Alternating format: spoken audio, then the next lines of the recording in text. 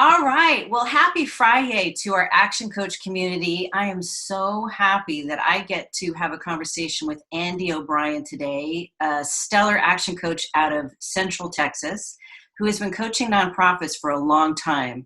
So this is going to be a perfect way for our community to understand more about coaching for a cause, the benefits of it, and what action coaches can start to do today to make either a transition to coaching nonprofits or make their coaching nonprofits more meaningful and effective. So with that, Andy, tell us a little bit about your history with Action Coach, and then we'll delve into coaching nonprofits. Awesome. Well, thank you, Lisa. It's a pleasure to be here. It's really interesting. So first, it will be 11 years here in August that I have been with Action Coach, so I'm very proud of that fact.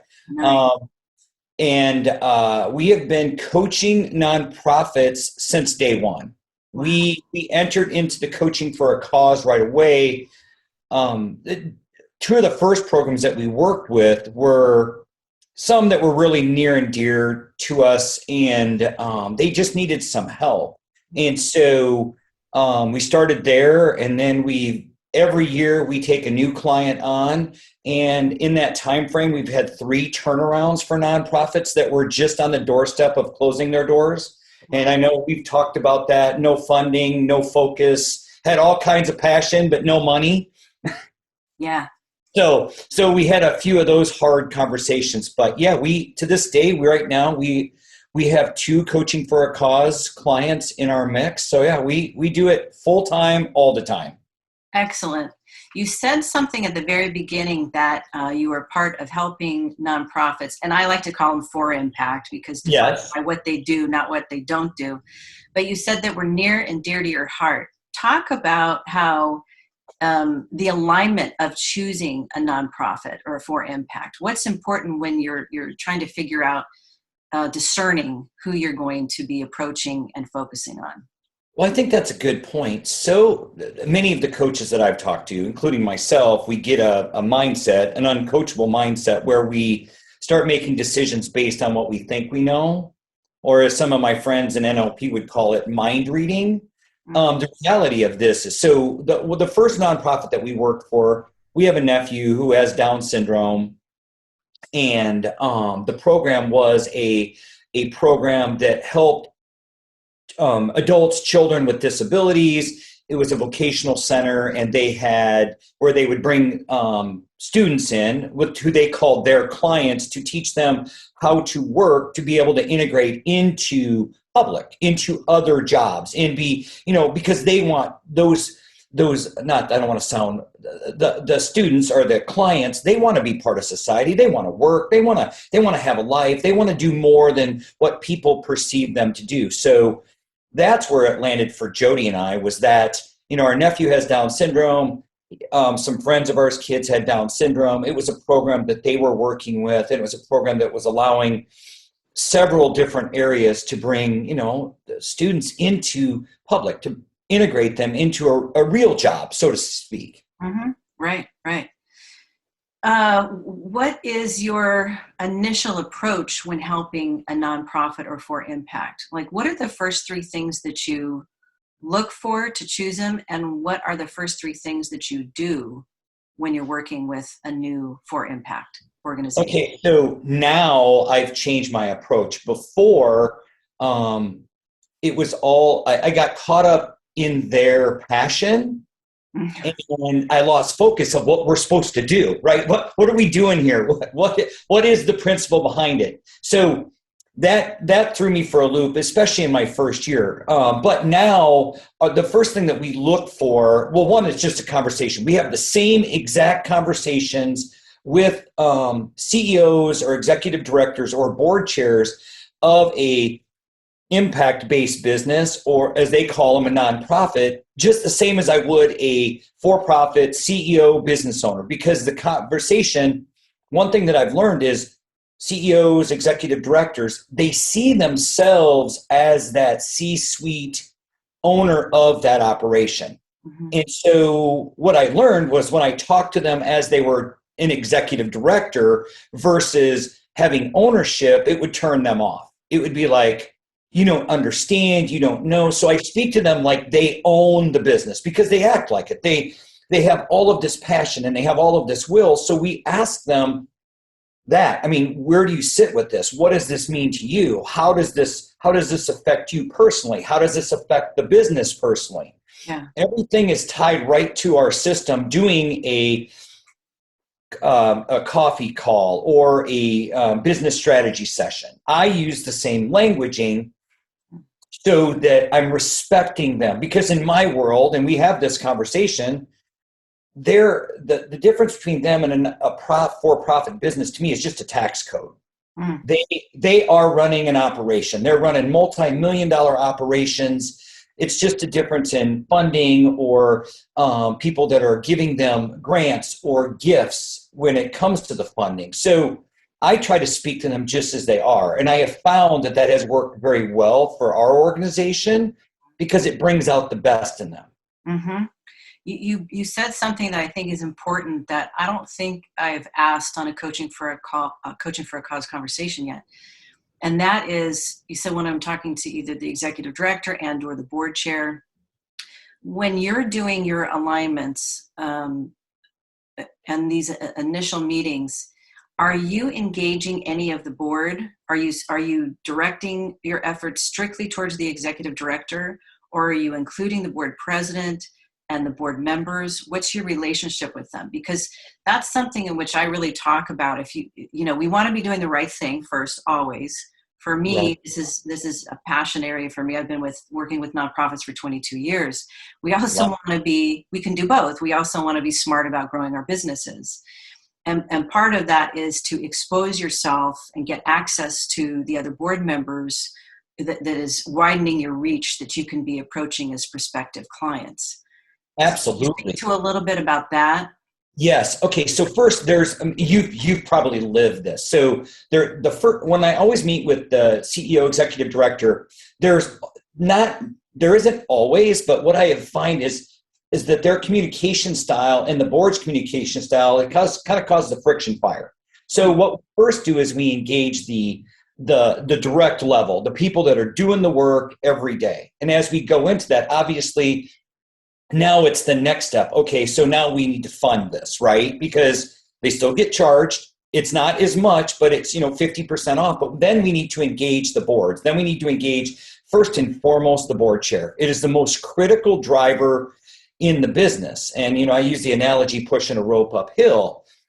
As a chair, they take a lot of ownership and they're usually the chair of the board and the chair of the executive committee. So they have a lot of pull. But if you can't get them to see what it is we bring to the table, then it usually will go sideways. So we engage them as soon as possible. As soon as hey, we're having these great conversations. Here's what you want to do. Great, let's have let's go with the board. And we saw that through COVID where we kind of shifted. We didn't ask anymore. Hey, and now it's in order to make sure that we get the most out of this time, I'm going to ask that you brief your board chair and that they join us for the next conversation. And no more I don't know if they're ready. It's not about whether you're ready. It's about they're a decision maker in the business. It's no different than anybody else. If you have 3 decision makers and only one's in the room, you as a director or a CEO of that organization can't answer the questions that I have because now you're biased. So when they ask me directly, I have to give them a straight answer.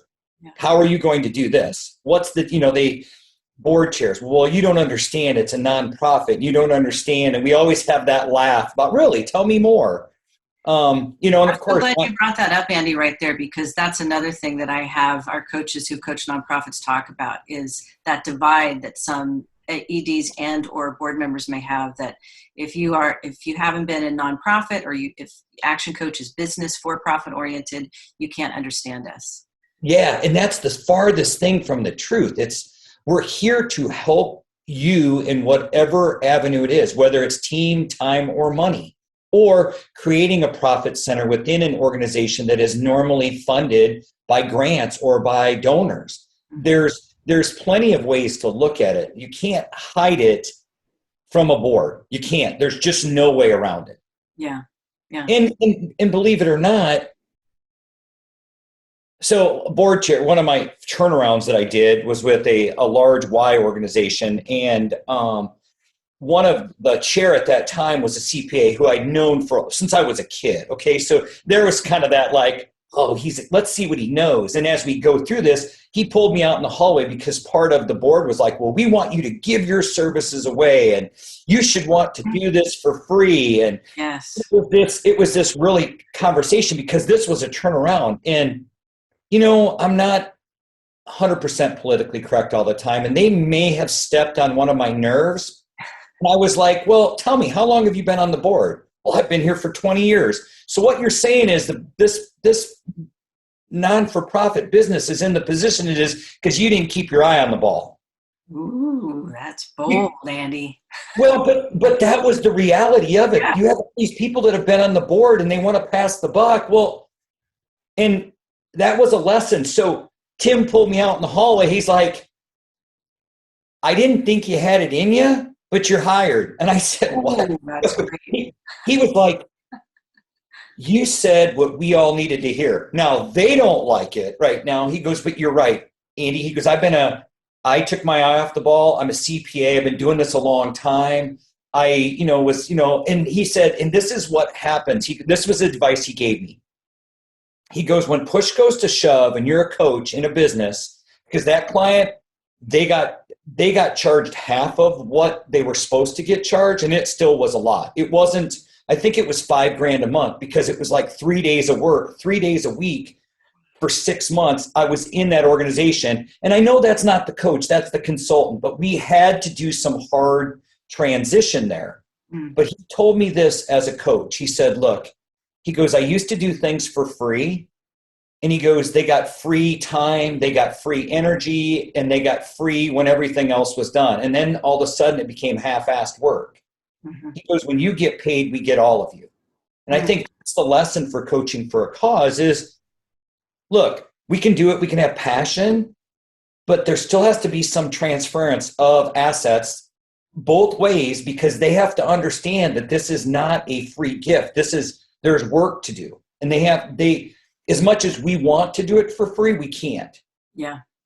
Yeah, that's a very good point. I mean, there has to be skin in the game. And when organizations or nonprofits are mostly comprised of volunteers doing it, there's just the lack of accountability factor.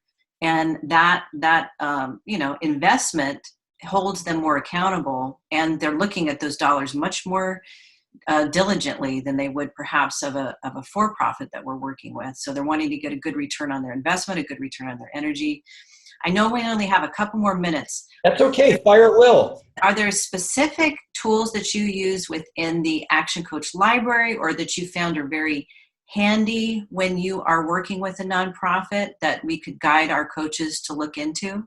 Yes, absolutely. So the 5 ways. And I just saw the new 5 ways, guys. Brilliant. I love how you broke that down into funding sources rather than revenue and clients. That was beautiful. But I've always used that. And I've used that. I've used the 6-step scorecard. We will use the alignment process to bring all of the board together because we talk about this, Lisa, that one of the interesting things, and I've heard this so many times, it just, honestly, I laugh out loud now.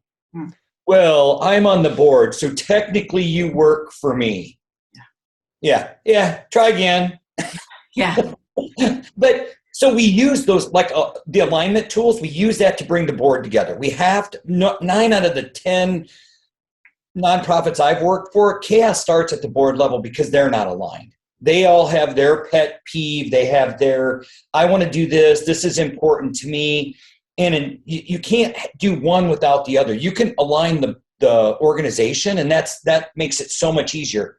But if you don't get that board in a retreat and get them aligned on where you're going, that is what I've seen drives it off the rails because, again, they have all their pet projects. Yeah. And so we've got to make sure when you get everybody working on the same page, not just with the passion, but, we have to do this work.